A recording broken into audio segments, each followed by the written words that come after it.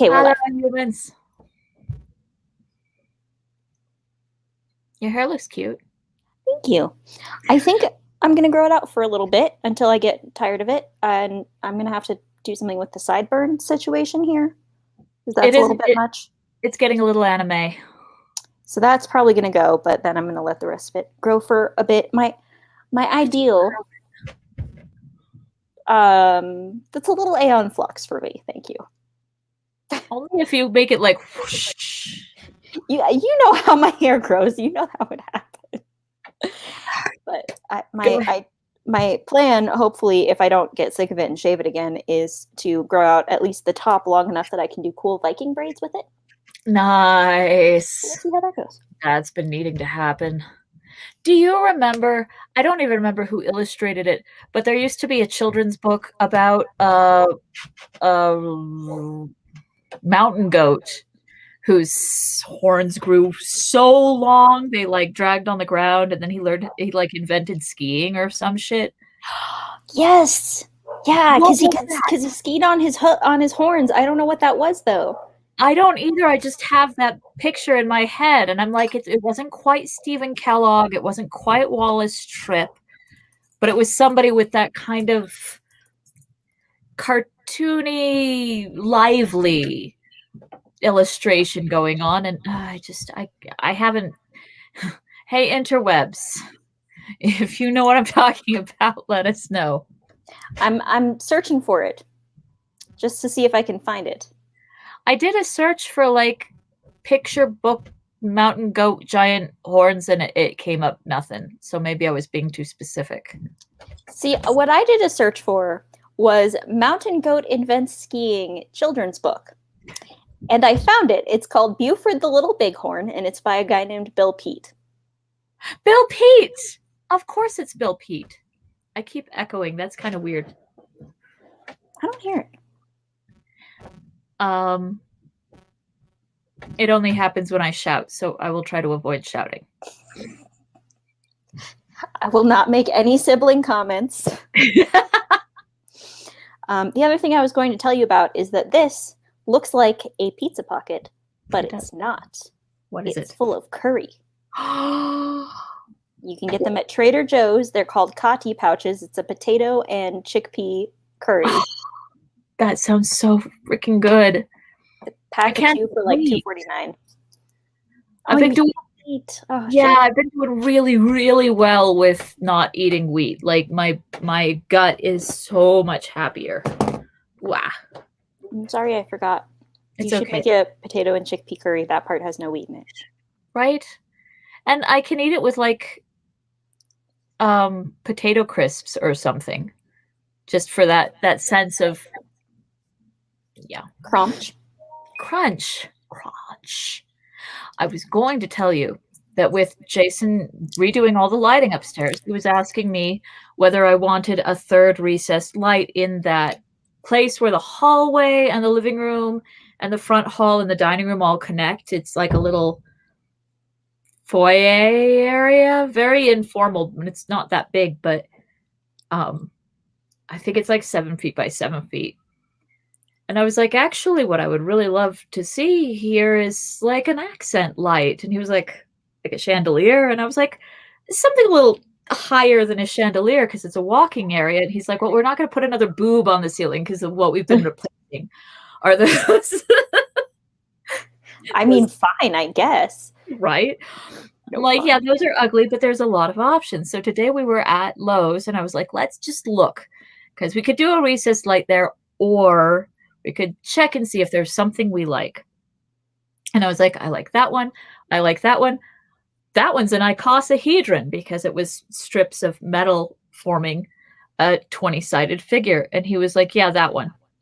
I was like, well, I mean, looks some more. He's like, it's a D20.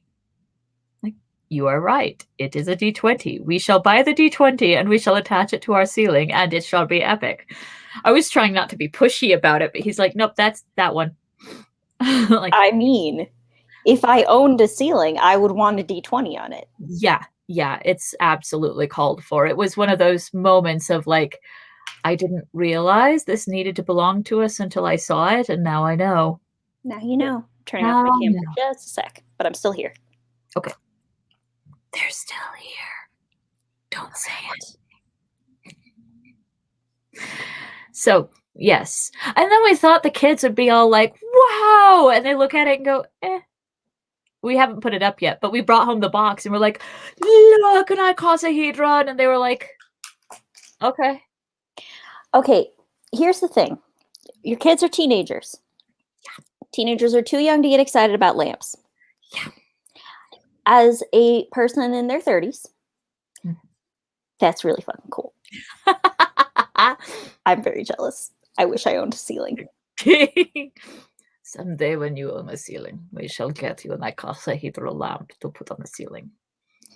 I mean, I think it's a very bold statement that I'm ever going to own a ceiling. I am a millennial, but you know. Right? Well, I'll just become a famous artist / YouTuber and make lots of money for all of us and buy you a ceiling. Just the ceiling, though. The walls we can rent.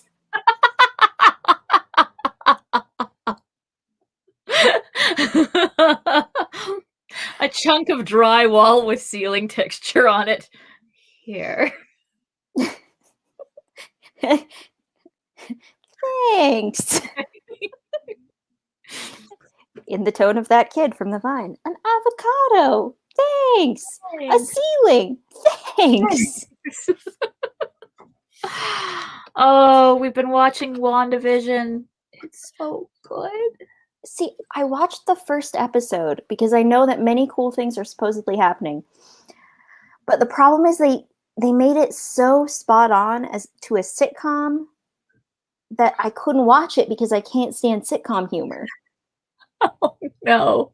I was like, I'm fast forwarding through 12 minutes of this 29-minute show. This isn't worth it for me. Sorry. They nailed the 50s sitcom and then the 60s and then the 70s and the 80s. I wanted like half a season of each decade. They were doing such a good job. And it's getting progressively more spooky and off, and they can tell it's off and it's weird, but everyone pretends it's not, and it's a very psychological thriller mixed with sitcom. And I fucking love it. Especially since Jason's been reading the Marvel comics since God knows when, and he's like, yeah, this does tie into, and he tells me a plot thread. He's like, it's at least referencing this, and it's like a really cool plot thing. Okay, I think I know the one that you're talking about because at one point they interviewed Elizabeth Olsen and they were like, what would be your dream plot to do as Wanda? And she said like that particular plot, but they would never do it. And then someone was mentioning that in a way that was implying that they were doing it. And I was like, all right. But I don't know. Maybe if I skip to a part where it's a little bit weirder and a little less sitcom-y, because the first episode just has a couple of seconds where it's a little weird, but the rest of it's just so like, oh, you didn't make dinner for my boss. And I'm like, oh, I can't with that. I enjoyed it very much. I enjoyed the cameo with What's Her Butt from that 70s show. Oh, yeah. Yeah, I did catch a little bit of that. Yeah. I mean, here's the thing. You don't have to walk out of the room when embarrassing things happen on shows that you're watching. That makes one of us. Right. Okay. Fair. Everybody's got their little ways. I can't do mockumentary humor. That's the one that makes me twitch and leave. Like The Office. Can't stand The Office. The Office, I could watch some episodes, and other episodes I had to fast forward through 90% of them because it's the embarrassment that gets me. Yeah. Yeah. Can't do the embarrassment. And that's most comedies are based on cringe humor. Don't like to cringe. Yeah. If I'm watching by myself and it's not like 2/3 of an episode is this, then I can just fast forward. But I think I'm kind of annoying to watch movies with because like, can you fast forward through this part? And they're like, no, this is the plot. And I'm like, okay, but But is that a no, though?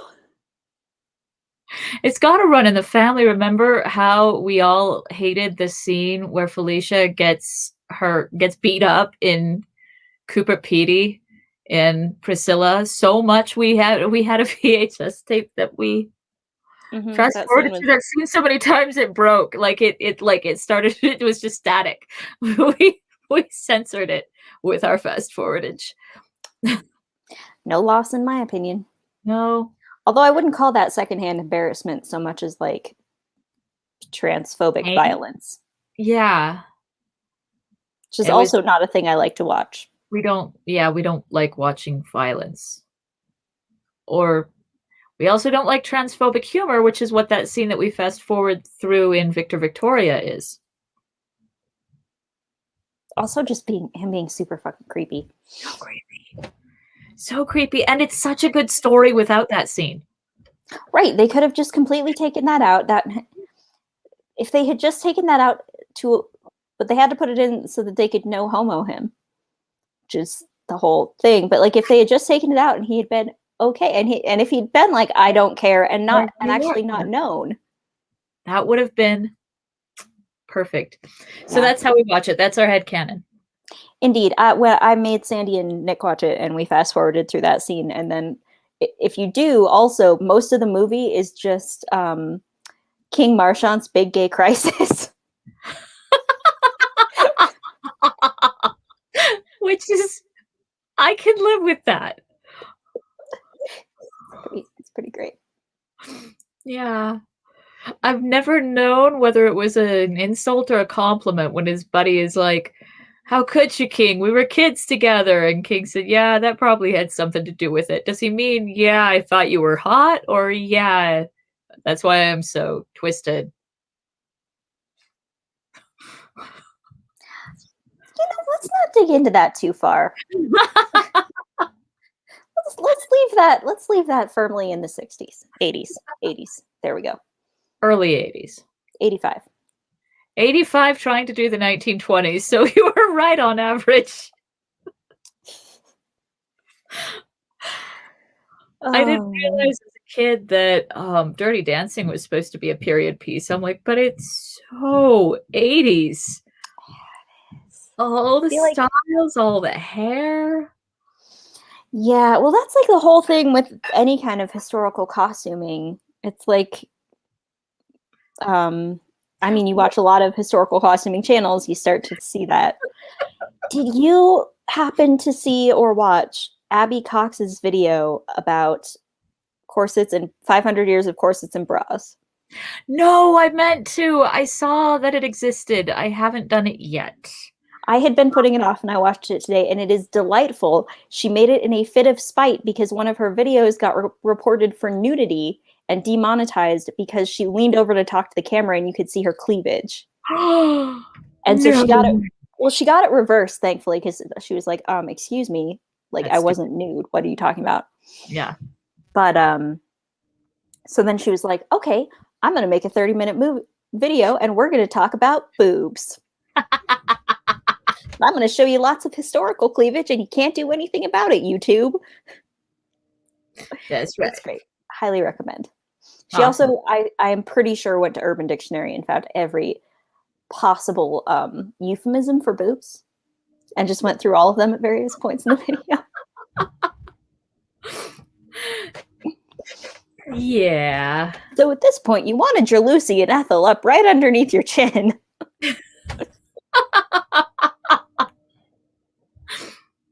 Mine are the lime and the coconut because Abby nursed unevenly.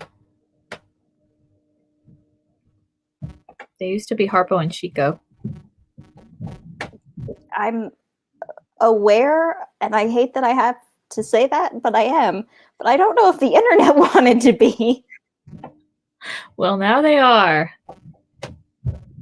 Where the hell were we? Hang on. Dun, dun, dun, dun, I don't know where I am now. I'm turning my children into Tolkien heads. Uh-huh. Avi only wants to hear songs from The Hobbit anymore, and he likes to, and he's like designing characters and weapons to go in Middle Earth universe. And Blue listens to audiobooks of The Hobbit and Lord of the Rings, and has asked to borrow the Exploring the Hobbit book that we've got, and keeps bringing it up in conversation. And I'm like,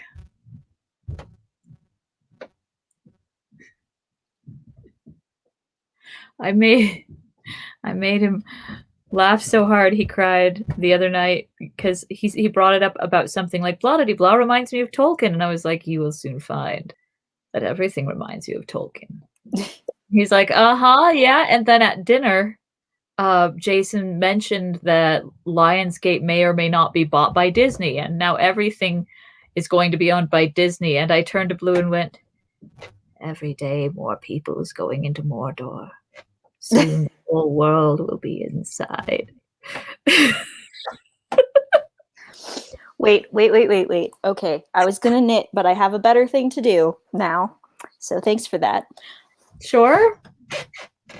No, sincerely, but also this is gonna be ridiculous. Okay.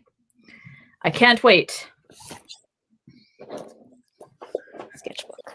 Oh, yeah! Draw some Athelion. Oh,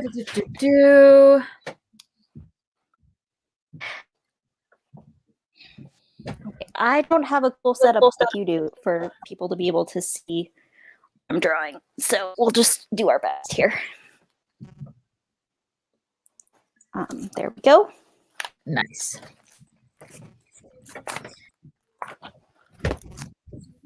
New sketchbook.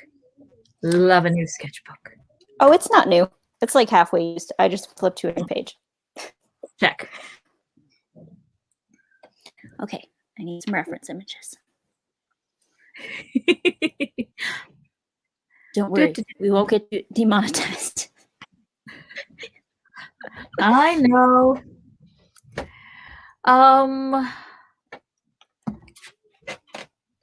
End of chapter, right? Yes. I do not think the captain will leave you here, Master Samwise. Yes, exactly. Chapter 5, The Window on the West. I think I got some fiberglass in my nose. It's really itchy and it hurts right here. Oh man, that's annoying. My nose is itching in sympathy. Thank you. The Window on the West. It seemed to Sam that he had only dozed for a few minutes when he awoke to find that it was late afternoon and Faramir had come back. He had brought many men with him. Indeed, all the survivors of the foray were now gathered on the slope nearby, 200 or 300 strong. Incidentally, I shared the headcanon that Mablung and Damrod were like 2 days from retirement and had a young baby, newborn, at home, so that...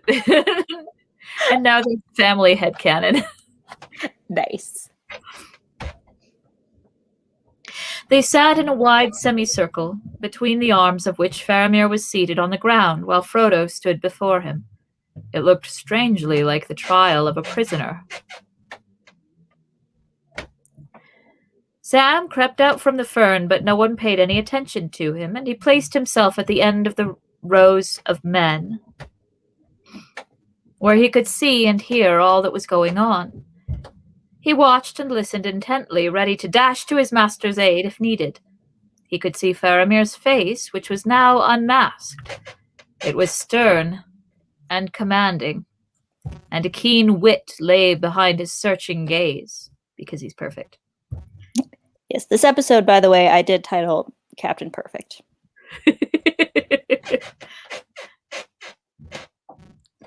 Doubt was in the gray eyes that gazed steadily at Frodo. His eyes are so gray. Wow. So gray. And all-seeing, and full of keen wit. Sam soon became aware that the captain was not satisfied with Frodo's account of himself at several points. What part he had to play in the company that set out from Rivendell, why he had left Boromir, and where he was now going. In particular, he returned often to Isildur's Bane. Plainly he saw that Frodo was concealing from him some matter of great importance. But it was at the coming of the halfling that Isildur's Bane should waken, or so one must read the words, he insisted. If, then, you are the halfling that was named, doubtless you brought this thing, whatever it may be, to the council of which you speak, and there Boromir saw it. Do you deny it? Frodo made no answer. So, said Faramir, I wish then to learn from you more of it, for what concerns Boromir concerns me. An orc arrow slew Isildur, so far as old tales tell, but orc arrows are plenty, and the sight of one would not be taken as a sign of doom by Boromir of Gondor. Had you this thing in keeping? It is hidden, you say, but is not that because you choose to hide it? No, not because I choose, answered Frodo. It does not belong to me. It does not belong to any mortal, great or small. Though if any could claim it, it would be Aragorn, son of Arathorn, whom I named, the leader of our company from Moria to Rauros. Why so, and not Boromir, prince of the city that the sons of Elendil founded? Because Aragorn is descended in direct lineage, father to father, from Isildur, Elendil's son himself, and the sword that he bears was Elendil's sword. Duh! I was going to say, you fool! Everyone knows that. Shah! A murmur of astonishment ran through all the ring of men. Some cried aloud, The sword of Elendil! The sword of Elendil comes to Minas Tirith! Great tidings! But Faramir's face was unmoved. Maybe, he said, but so great a claim will need to be established, and clear proofs will be required should this Aragorn ever come to Minas Tirith.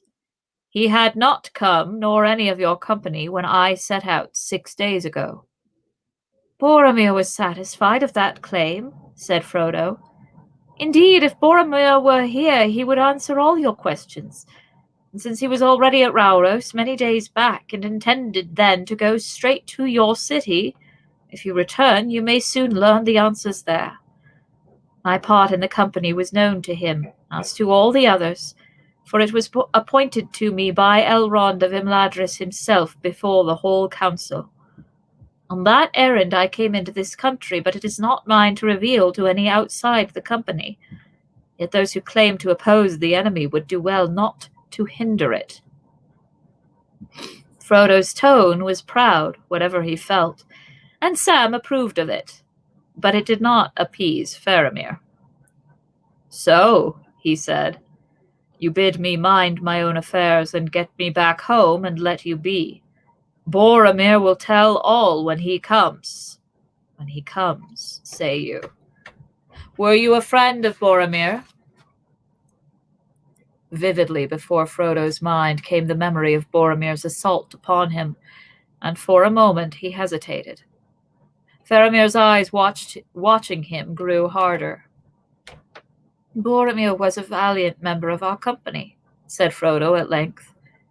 Yes, I was his friend, for my part. Faramir smiled grimly. Then you would grieve to learn that Boromir is dead. I would grieve indeed, said Frodo. Then catching the look in Faramir's eyes, he faltered.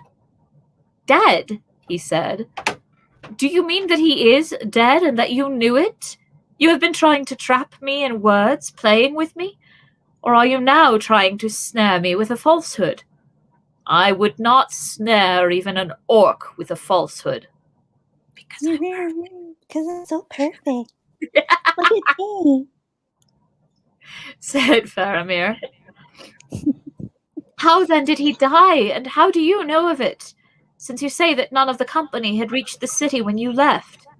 As to the manner of his death, I had hoped that his friend and companion would tell me how it was.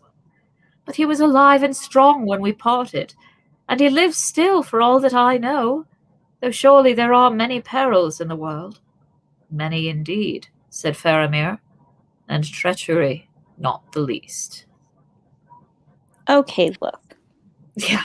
Calm down, sir.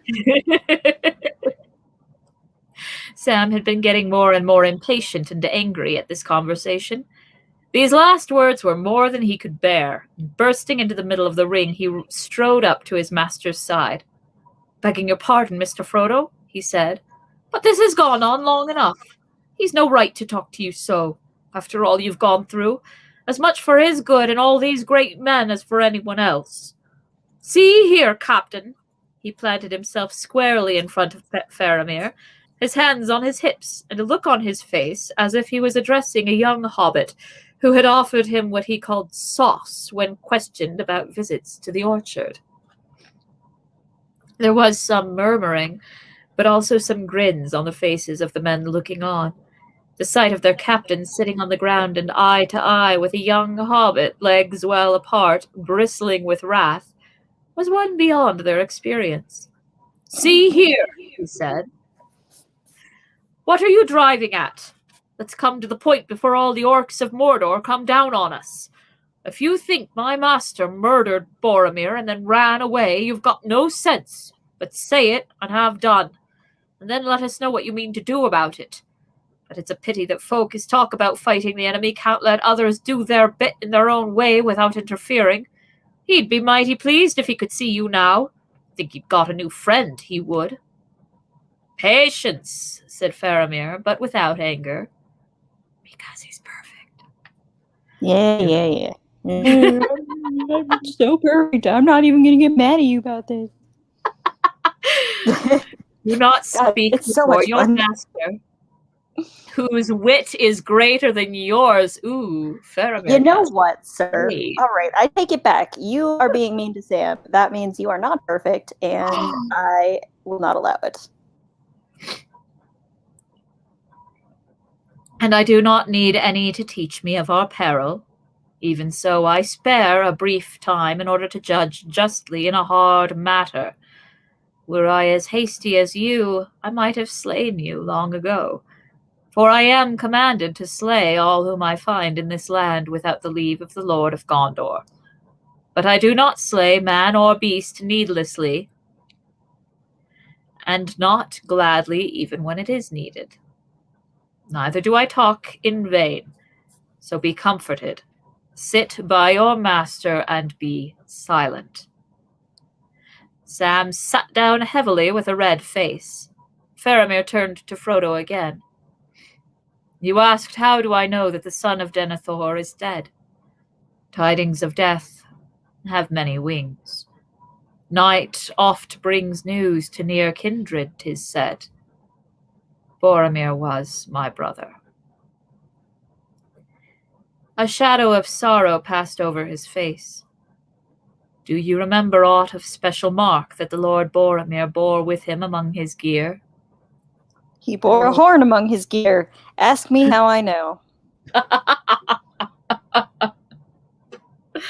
Frodo thought for a moment, fearing some further trap and wondering how this debate would turn in the end. He had hardly saved the ring from the proud grasp of Boromir, and how he would fare now among so many men, warlike and strong, he did not know. Yet he felt in his heart that Faramir, though he was much like his brother in looks, was a man less self-regarding, both sterner and wiser. He's so much sterner and wiser.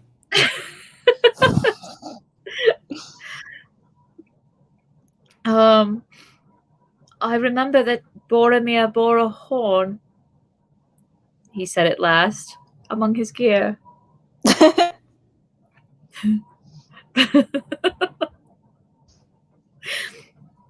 "You remember well, and as one who has in truth seen him," said Faramir. "Then maybe you can see it in your mind's eye, a great horn of the wild ox of the east, bound with silver and written with ancient characters. That horn the eldest son of our house has borne for many generations, and it is said that if it be blown at need anywhere within the bounds of Gondor as the realm was of old, its voice will not pass unheeded. 5 days ere I set out on this venture. 11 days ago, at about this hour of the day, I heard the blowing of that horn. From the northward it seemed, but dim, as if it were but an echo in the mind. A boding of ill, we thought it, my father and I, for no tidings had we heard of Boromir since he went away. It's a shitty correspondent. He couldn't have sent word back occasionally. I mean, how? Owl Post? I don't know. You might pass people going south. Would you hand like a very confidential letter about your super secret mission to any rando who's like, yeah, I'm going that way-ish? Nah. Well, it wouldn't have to be very confidential. It could just be like, hey guys, I'm still doing this thing.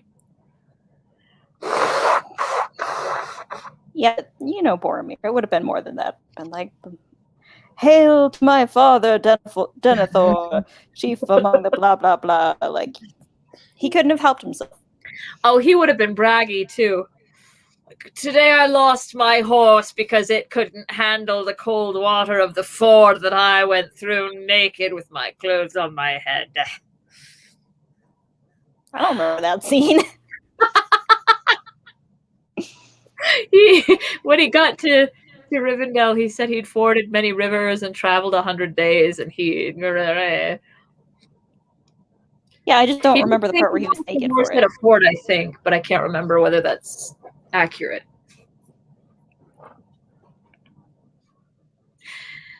I was just joking about Sean being with no pants on.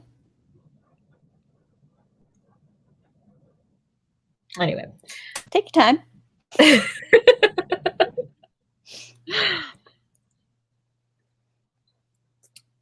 This would probably look better if I owned a ruler, but you know, it's fine. Yeah. Rulers are nice, but not necessary. And no watcher on our borders had seen him pass.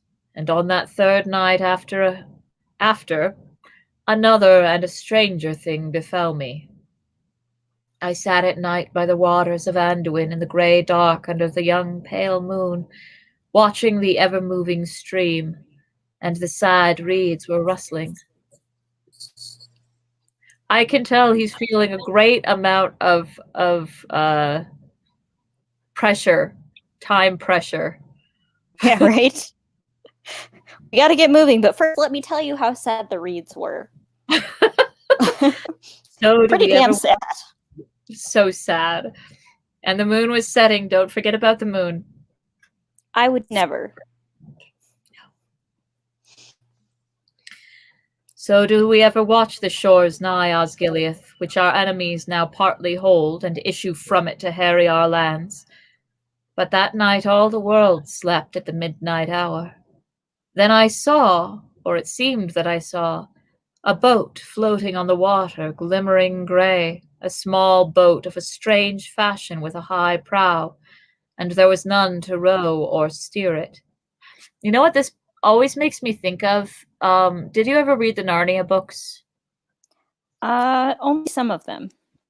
I really liked The Horse and His Boy. At least I did when I was younger. I might hate it now, but there's a princess that joins their adventure, and when she's telling her story, the boy tries to interrupt, and the horse gives him grief for that. He's like, these people are taught from birth how to tell stories well. Only an idiot would interrupt. She's telling it as a story, shut up.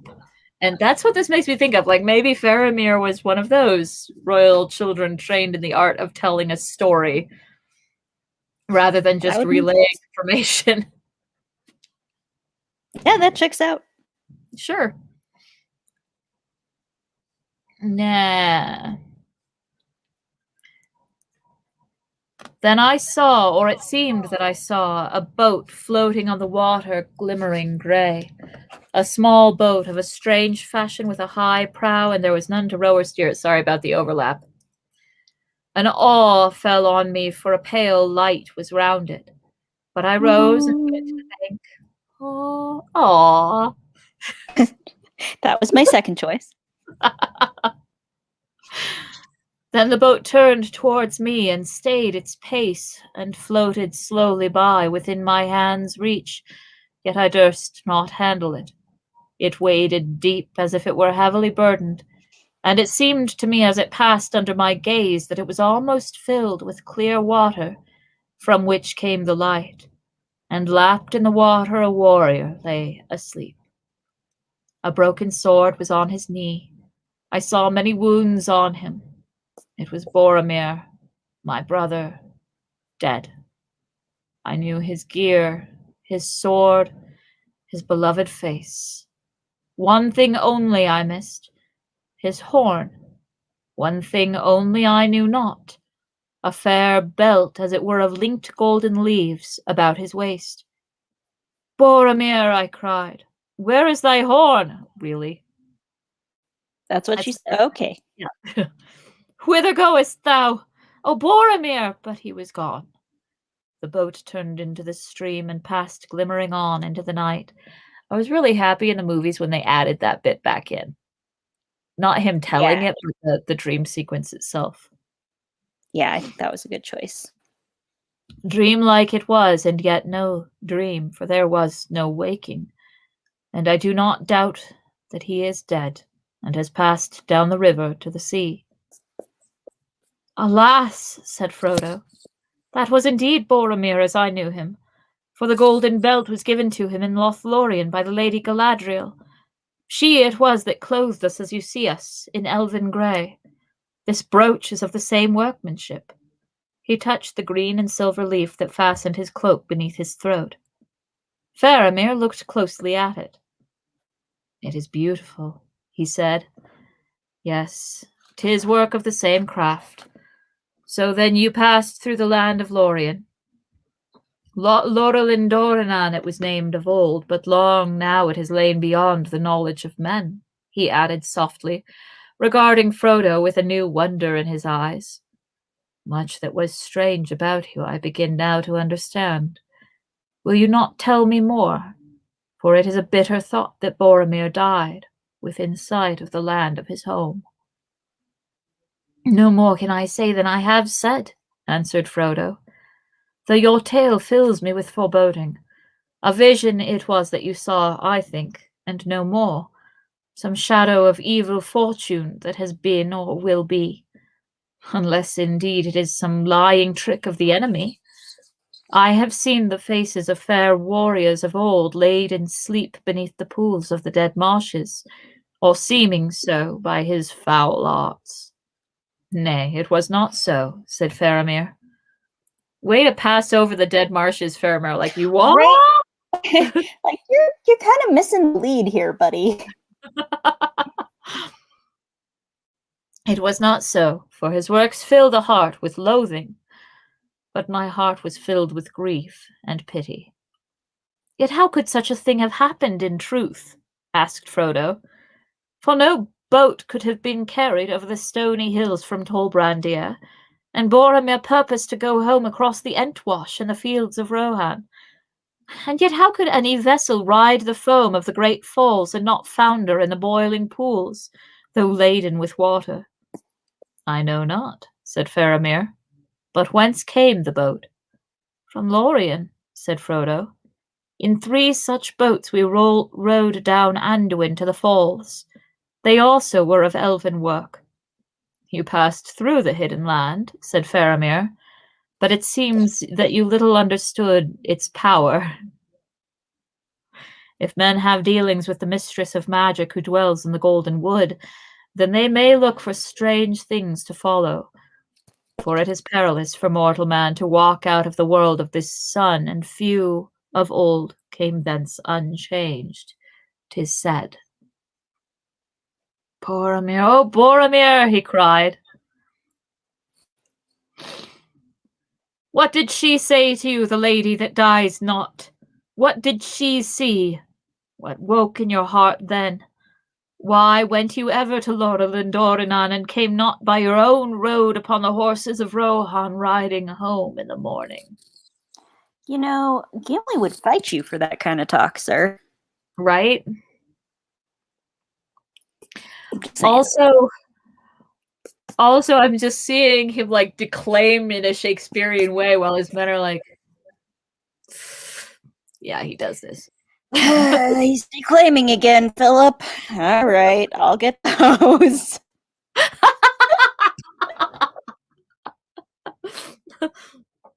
Then turning again to Frodo, he spoke in a quiet voice once more. To those questions I guess that you could make some answer, Frodo, son of Drogo. But not here or now, maybe. But lest you should still think my tale a vision, I will tell you this. The horn of Boromir, at least, returned in truth, and not in seeming. The horn came, but it was cloven in two, as it were by axe or sword. The shards came severally to shore. One was found among the reeds where watchers of Gondor lay, northwards below the infalls of the Entwash. The other was found spinning on the flood by one who had an errand on the water. Strange chances, but murder will out, 'tis said. Yeah. Talk to the orc, buddy. Before, but wouldn't you hate to be that person? Like, who found it and was like, on the border, it's all good. What's that in the water? Looks like it's important. Holy shit. It's half of the horn of the princes of the Stewart's house that has existed for 26 generations. Who wants to tell Denethor? Somebody call my wife, tell her I'll be working late. Yeah. This is lined up. Bottom dropping out of your stomach, like, oh shit. la fuck. Yeah. And now the horn of the elder son lies in two pieces upon the lap of Denethor, sitting in his high chair waiting for news. And you can tell me nothing of the cleaving of the horn. No, I did not know of it, said Frodo. But the day when you heard it blowing, if your reckoning is true, was the day when we parted, when I and my servant left the company. And now your tale fills me with dread. For if Boromir was then in peril and was slain, I must fear that all my companions perished too, and they were my kindred and my friends. Will you not put aside your doubt of me and let me go? I am weary and full of grief and afraid. But I have a deed to do, or to attempt, before I too am slain, and the more need of haste if we two halflings are all that remain of our fellowship. Go back, Faramir, valiant captain of Gondor, and defend your city while you may, and let me go where my doom takes me. For me there is no comfort in our speech together, said Faramir, but you surely draw from it more dread than need be, unless the people of Lorien themselves came to him, who arrayed Boromir as for a funeral. Not orcs or servants of the Nameless. Some of your company, I guess, live still. That is assuming that my vision was true, which I'm going to assume because I'm Faramir. How could Faramir have an untrue vision? Seems impossible. Right? No need to even consider it. Don't even need to put that on the list of possibilities. We are fast approaching a gap, so I'll read to that. Okay. But whatever befell on the North March, you, Frodo, I doubt no longer. Oh, well, sorry, Faramir doesn't have a British accent. It's fine. You wouldn't let me make them Southern, so, like, whatever. If hard days have made me any judge of men's voices. Okay, that was probably a good call that you didn't let me make them Southern, I guess. Fine. If hard days have made me any judge of men's words and faces, then I may make a guess at halflings. Though, and now he smiled, there is something strange about you, Frodo. An elvish air, maybe, but more lies upon our words together than I thought at first. I should now take you back to Minas Tirith to answer there to Denethor, and my life will justly be forfeit if I now choose a course that proves ill for my city. so I will not decide in haste what is to be done. Yet we must move hence without more delay. He sprang to his feet and issued some orders. At once the men who were gathered round him broke up into small groups and went off this way and that, vanishing quickly into the shadows of the rocks and trees. Soon only Mablung and Damrod remained. I'm going to admit here that I hate those names so much. They sound They're very awful. orcish. They do. They sound seriously orcish. They're just like generally not fun names to say. No.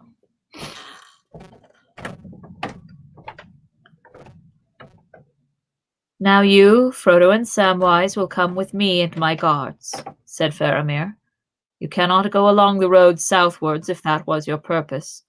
It will be unsafe for some days, and always more closely watched after this affray than it has been yet. And you cannot, I think, go far today in any case, for you are weary, and so are we. We are going now to a secret place we have, somewhat less than 10 miles from here. The orcs and spies of the enemy have not found it yet, and if they did, we could hold it long, even against many. There we may lie up and rest for a while, and you with us. In the morning I will decide what is best for me to do, and for you. Dun dun dun! Dun dun dun. Hang on 1 second, and then I will show you what I've been doing because I feel like it's just really. Landscape. That's evil Mickey. Oh no, not quite evil Mickey. Not quite. Hang on just a second. For you see what in fact it is, and I never said it was a landscape, by the way. I don't know why you thought it was.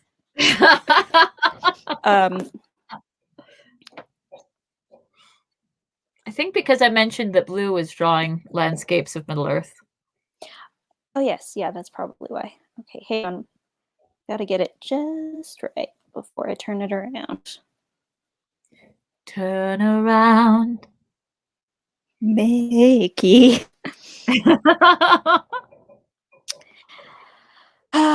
This, my very dear sister, is the Tower of Bara Disney.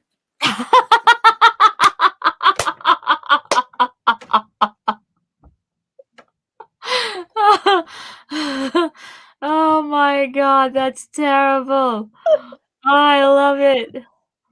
I had a lot of fun with it. I can see now that it's reversed, I can see some places I want to change, but as soon as we were talking about like all men could also be inside, I'm like, welp. You know what else is symmetrical and has two large things that stick up from the top? Yep. That's just Jesus. Yeah, that's fucking awesome.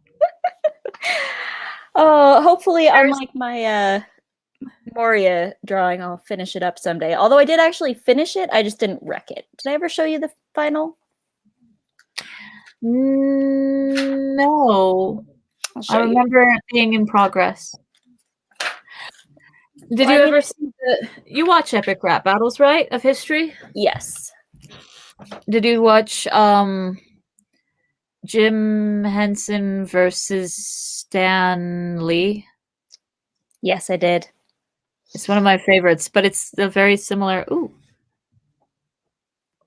It's so cool. Okay, I do remember it. I guess I thought that you had. Oh, you said you didn't wreck it. You need to wreck I planned to, but I never got around to it. Don't worry about it. Yeah. I kind of got attached. Like, M-I-C. I rock the mic properly. K-E-Y. Turning profits, I've got the key. No? Yes? Yeah. M-O-U-S-E. Yeah. All right. Well, delightful as always. Ooh, yes. I had my leg in a weird position. Ow. Sorry, I always do that. I don't know. I will be working on Frogs's. I got Praesiodimium done. Almost. I'm not pleased with him being yellow, so I'm going to add a little green to the yellow. Fortunately, hourglass tree frogs come in a wide variety of colors, so I can get away with that. I don't remember why I chose an hourglass tree frog. I might have to look it up again. Because of the badassery? What? Because of the badassery of tree frogs? A little bit, but Praseodymium means shade because one of its main uses is in eyewear for glassblowers. Oh, sure, okay. So it's a protective thing, and I did find a beetle with eye markings to put next to him, so he's like shading the beetle, and it's really cute. But I think the hourglass tree frog has like a, maybe it's just the fact that it never sees sun or something. There was a reason. There was a reason for all of them. Tree frogs are epic. Yeah. Wait till you see the Vietnamese moss frog, though. It's so fucking awesome. Nice. I can't wait. I need to paint it first. I love you. I love you too. And I'll see you Monday, if not before. Yes, indeed. Cuidado. Llamas. Ah, wrong hands. Ah.